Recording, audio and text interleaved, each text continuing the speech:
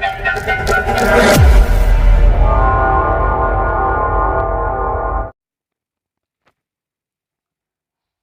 Students, so I welcome all to my YouTube channel Rathore classes Mirzaganj.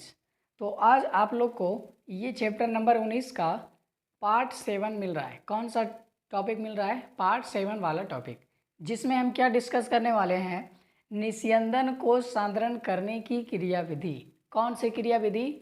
निस्यंदन को सांद्रण करने की क्रियाविधि। इसी को एक और नाम से जानते हैं, जिसको बोलते हैं प्रतिधारा क्रियाविधि। क्या बोलते हैं? प्रतिधारा क्रियाविधि। अगर इसको इंग्लिश में बोला जाए तो काउंटर करंट मैकेनिज्म। क्या बोलते हैं इसको? Counter current mechanism. तो इस चैप्टर का बहुत ही इंपॉर्टेंट भाग है काउंटर करंट मैकेनिज्म, और जो कि बायोलॉजी स्टूडेंट के लिए कन्फ्यूजन वाला टॉपिक होता है। ये जो टॉपिक होता है बायो स्टूडेंट के लिए क्या होता है? बहुत ही कन्फ्यूजिंग टॉपिक होता है, उटपटांग टॉपिक होता है। लेकिन आपको क्या करना है? शांति दिमाग से, ठंडा दिमाग से, आराम से इस लेक्चर को धीरे धीरे देखते जाना है। हर एक स्टेप को धीरे धीरे फॉलो करते जाना है। तो देखिएगा लास्ट में क्या करेंगे, हम आप लोग को इस टॉपिक को पूरी तरीके से आपके ब्रेन में सेट करने वाले हैं। तो चिंता नहीं लेना है कि ये बायो स्टूडेंट के लिए कन्फ्यूजिंग वाला चैप्टर है, तो क्या मेरे लिए भी कन्फ्यूजिंग हो? नहीं।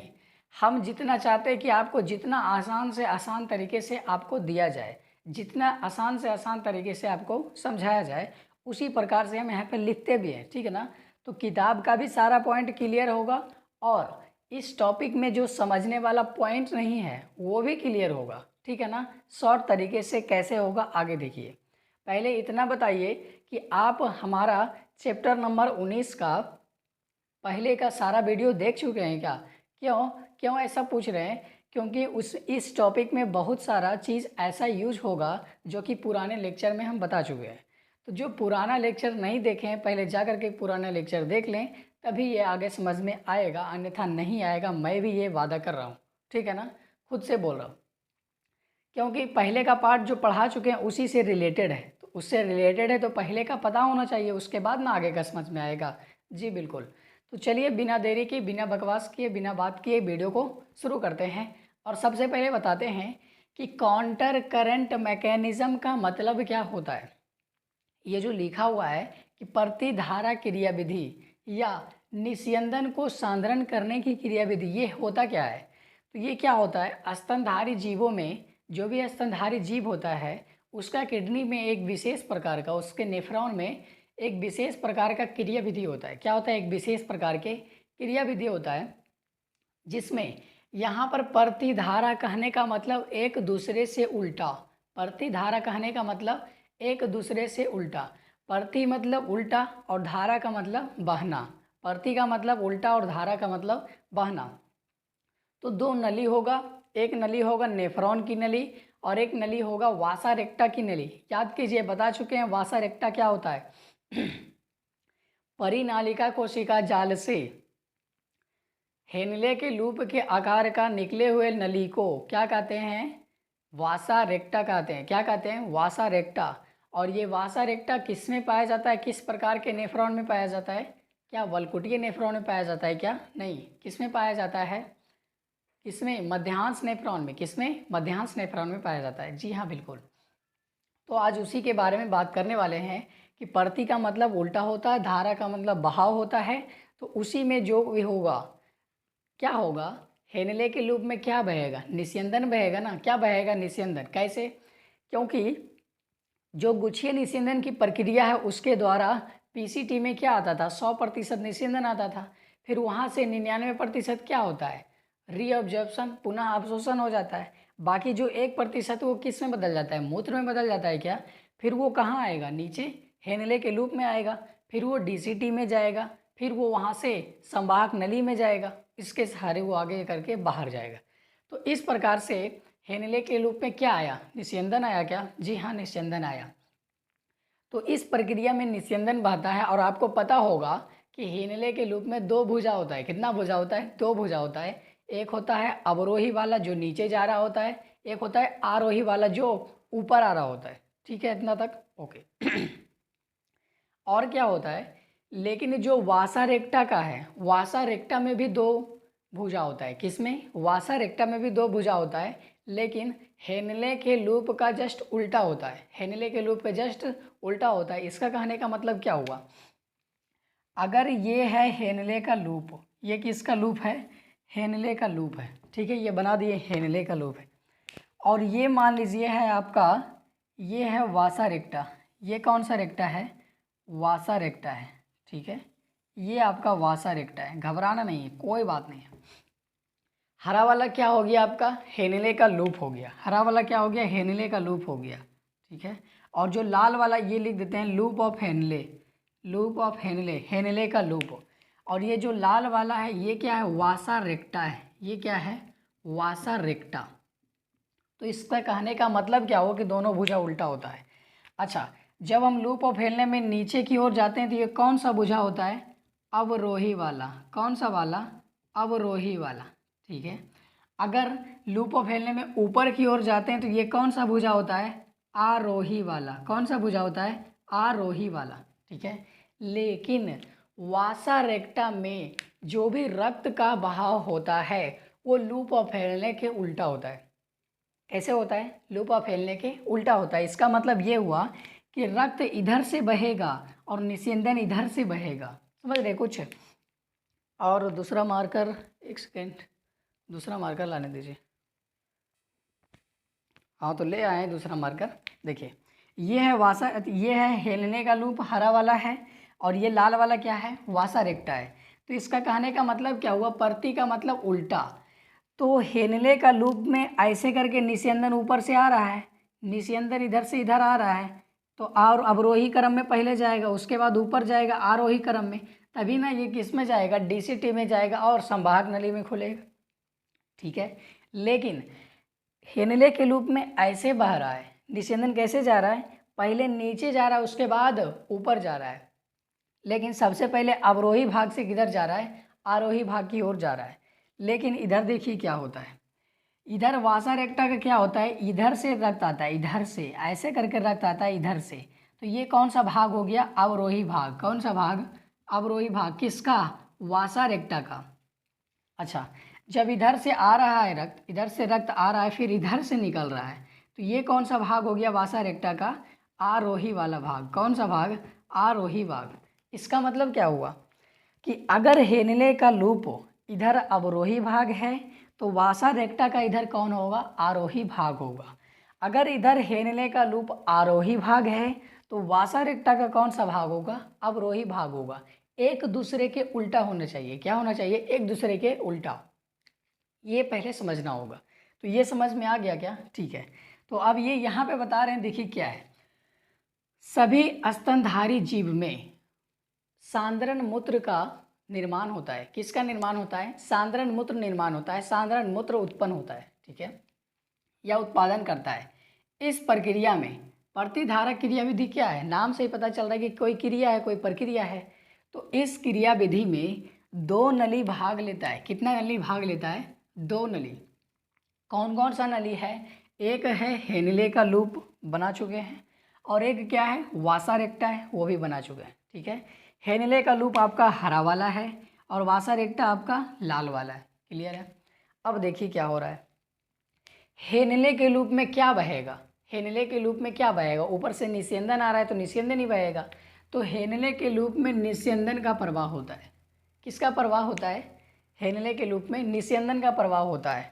और अगर बात करें कि वासा रेक्टा में किसका प्रवाह होता है, तो वासा रेक्टा ऐसे करके परिनालिका कोशिका जाल से निकलता था, तो उसमें किसका बहाव होगा? रक्त का बहाव होगा। किसका बहाव होगा?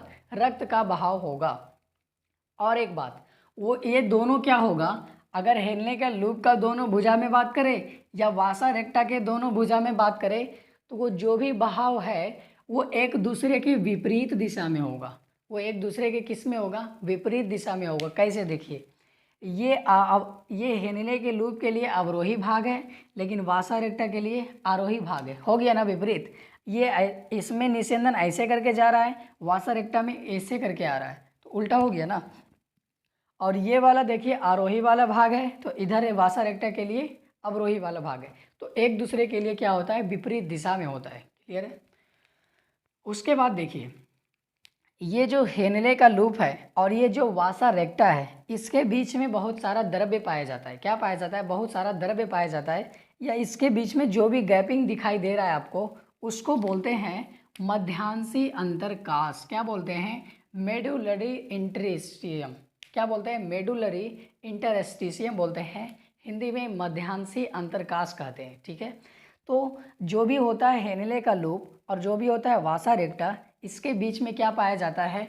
मध्यांशी अंतरकाश पाया जाता है। क्या पाया जाता है? मध्यांशी अंतरकाश पाया जाता है। ये जो मध्यांशी अंतरकाश है, इसमें क्या होता है? प्रासरण दाब। क्या होता है? प्रासरण दाब। प्रासरण दाब देखिए, वलकुट की ओर से, किधर से किधर? वलकुट की ओर की बात करेंगे तो उधर कितना होता है? 300 मिली ओस्मोलीटर। कितना होता है? 300 ओस्मो पर लीटर होता है। किधर? वलकुट की ओर। तो किडनी में दो भाग होता है, एक होता है बाहर की ओर, एक होता है अंदर की ओर। तो बाहर भाग को वलकुट बोलते हैं, अंदर भाग को मध्यांश बोलते हैं। तो वलकुट वाले भाग में कितना परासरण दाब होगा? 300 मिली ओस्म पर लीटर। 300 मिली ओस्म पर लीटर।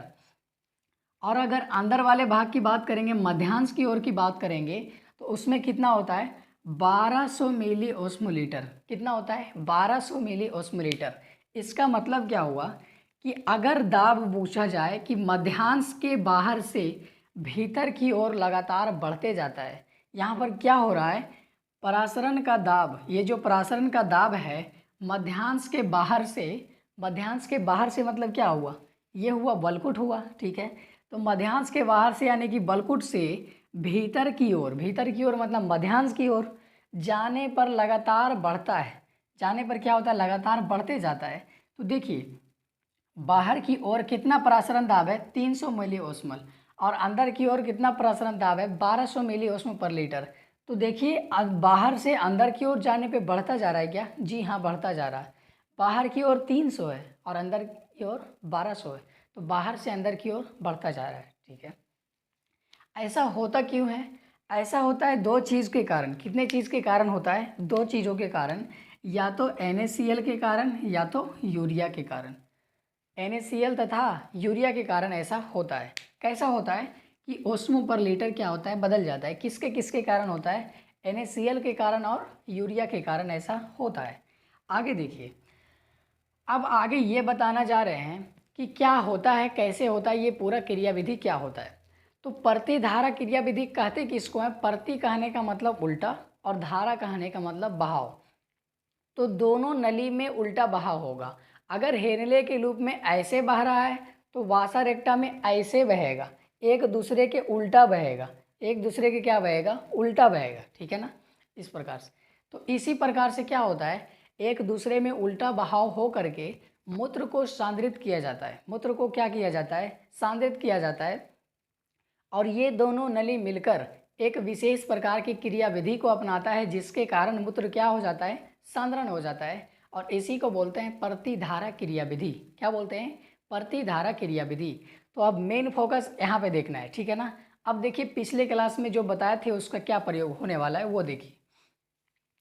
सबसे पहले हमने यहाँ पे लिखा है वासा रेक्टा का दो भुजा लिख दिया है, और यहाँ पर क्या लिख दिया है? हेनले का लूप का दो भुजा लिख दिया है। ठीक है, यहाँ तक कोई दिक्कत नहीं है। ठीक है, तो ये जो हरा वाला ये हेनले का लूप है, और ये जो लाल वाला ये क्या है? वासा रेक्टा है। तो हरा वाला देखिए ये हेनले का लूप है, तो सबसे पहले निस्यंदन इधर आएगा तो किस में आएगा? अवरोही भाग में आएगा। क्या? जी हाँ, अवरोही भुजा में आएगा। तो हेनले का लूप में बता चुके हैं कि अवरोही भुजा H2 के लिए पारगम्य होता है। पानी के लिए क्या होता है? पारगम्य होता है। बता चुके हैं पहले क्लास में, पिछले क्लास में, कि जो हेनले का लूप का अवरोही भुजा होता है वो पानी के लिए पारगम्य होता है। पानी के लिए क्या होता है? पारगम्य होता है। अब सोचिए, ये भुजा पानी के लिए पारगम्य है, तो क्या यहाँ से पानी आर पार हो सकता है क्या? जी हाँ, हो सकता है।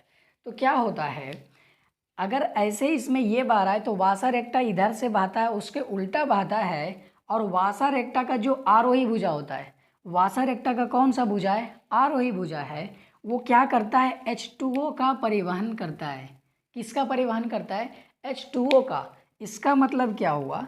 इस वासा रेक्टा से यहाँ से H2O निकलेगा। यहाँ से क्या निकलेगा? H2O निकलेगा और कहाँ जाएगा? बताइए कहाँ जाएगा? हेनले के लूप के अवरोही भाग में। किस में जाएगा? हेनले के लूप में अवरोही भाग में। ऐसा क्यों?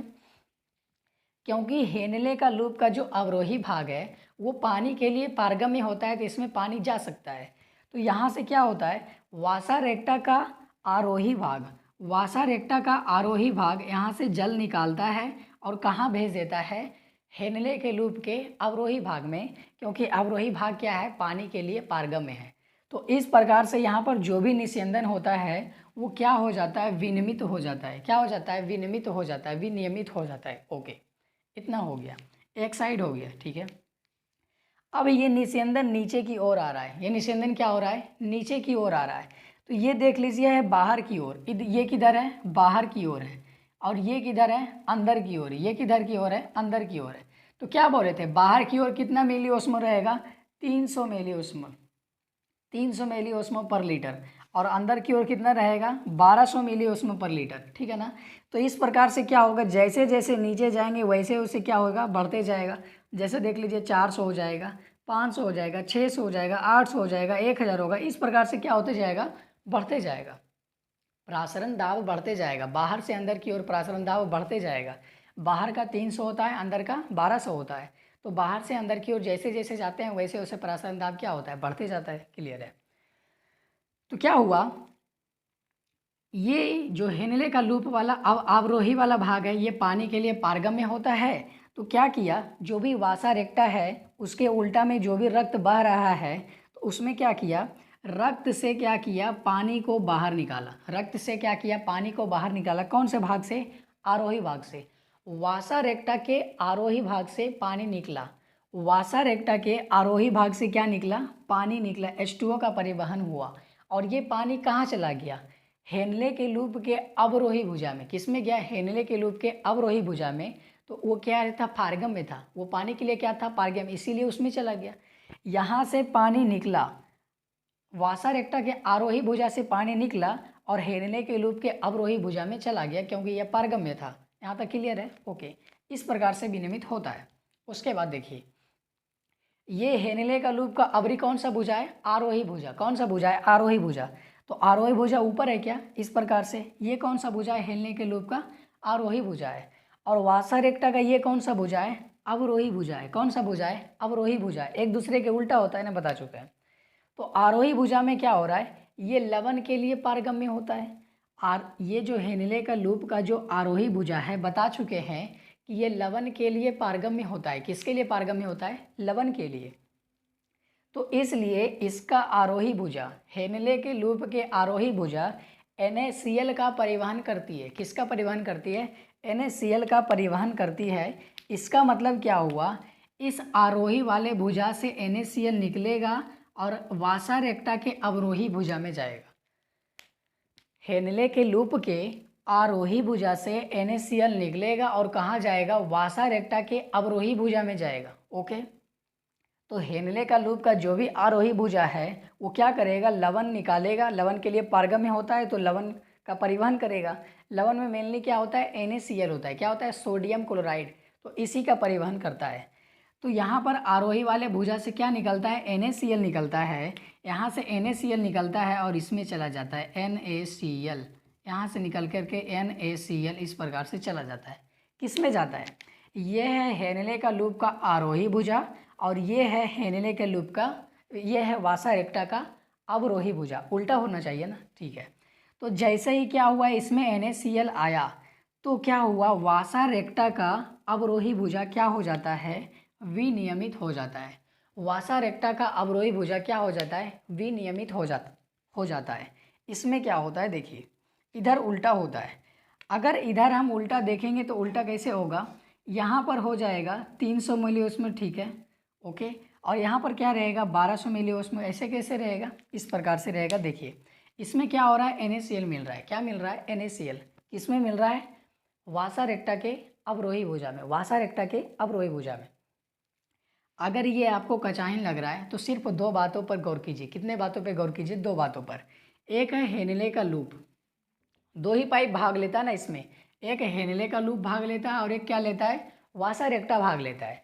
और दोनों नली में दो भुजा होता है जो कि विपरीत दिशा में होता है। अगर हेनिले का लूप का इधर है अवरोही भुजा तो वासा रेक्टा का इधर क्या होगा, आरोही भुजा होगा। अगर इधर हेनिले का लूप का आरोही भुजा है तो वासा रेक्टा का कौन सा भुजा होगा, अवरोही भुजा होगा। पहले इतना क्लियर करना होगा, ठीक है। अब बता रहे हैं जब दोनों भुजा उल्टा है तो वासा रेक्टा में रक्त बह रहा है तो उल्टा बहता है, और हेनिले के लूप में निस्यंदन बहता है तो उल्टा बहता है। क्लियर है। होता क्या है, हेनिले का लूप का जो अवरोही भुजा है वो पानी के लिए पारगम्य होता है, तो जो भी आरोही वाला भुजा है वासा रेक्टा का ये पानी निकालता है और ये पानी निकल करके कहाँ चला जाता है, हेनिले के लूप के अवरोही भुजा में, क्योंकि ये पारगम्य है और इस प्रकार से संतुलित हो जाता है। फिर हेनिले का लूप का जो आरोही भुजा होता है वो NaCl निकालता है। क्या निकालता है, NaCl, और वो NaCl आ जाता है कहाँ, वासा रेक्टा के अवरोही भुजा में। इस प्रकार से क्या होता है, एक दूसरे नली में एक दूसरे के उल्टा काम चलते रहता है, एक दूसरे की प्रति धारा क्रियाविधि होते रहता है। इसी को कहते हैं प्रतिधारा क्रियाविधि। इसी को क्या कहते हैं, प्रतिधारा क्रियाविधि। अच्छा देखिए ना, हेनिले के लूप में इधर से इधर बह रहा है, ठीक है, और वासा रेक्टा में इधर से इधर बह रहा है, तो दोनों में दोनों का बहाव क्या है, उल्टा है। दोनों नली में उसका बहाव क्या है, उसका धारा क्या है, उल्टा है। तो इसीलिए तो इसको बोलते हैं प्रति मतलब उल्टा, धारा मतलब बहाव। ठीक हो गया। तो ये जो भी क्रियाविधि था मूत्र को सांद्रण करने की क्रियाविधि था। कौन सा क्रियाविधि, मूत्र को सांद्रण करने की क्रियाविधि। और इसी को क्या बोलते हैं, इसी को क्या बोलते हैं, दूसरा नाम प्रतिधारा क्रियाविधि, काउंटर करंट मैकेनिज्म। ये पूरा का चाइन आप अपने से कॉपी पर बनाएंगे इस बात को पढ़ करके तो समझ में आ जाएगा, ठीक है ना। उम्मीद करते हैं कि ये वीडियो बहुत ही आपको बेहतरीन तरीके से समझ में आया होगा। फिलहाल मेरा कॉल आ रहा है तो जाते हैं कॉल अटेंड करने के लिए। इसी के साथ बने रहिए हमारे साथ, मिलते हैं अगले वीडियो में, तब तक के लिए धन्यवाद।